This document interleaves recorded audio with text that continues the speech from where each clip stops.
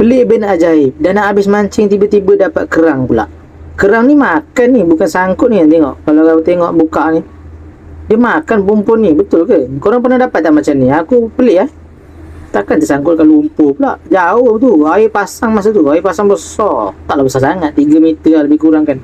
Yang ni aku mancing dekat depan steamboat Pontian. Mancing dengan member aku beserta anak beliau dan ada 2-3 orang lagi dekat tepi tu. Mancing ni pasang pakai umpan udang hari tu dah 2 minggu udang ni. Pakai pumpun dia beli, dapatlah beli, baru datang stok. Mancing punya mancing, baling punya baling. Lama jugalah nunggu nak dapat ikannya. Akhirnya dapat juga member aku ni ikan gelama naik. Anak dia kemain suka. Dapat seekor ikan gelama. Alhamdulillah rezeki.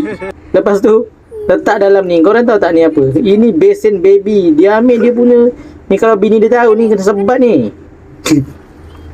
Aku pun dapat juga ikan kecil. Kecil sikit lah, gelama. Memang kecil lah anak dia. Boleh lah geng. Anak suka tengok ikan tu berenang-renang. Dapat lagi seekor ikan gelama. Banyak gelama jugalah sini Pontian memang kawasan gelama Lepas tu letak lagi dekat dalam basin baby ni kan. Entah-entahlah baby dia dah besar. Dia guna mesin ni, dia sauk aja. Yang penting tak kumpau.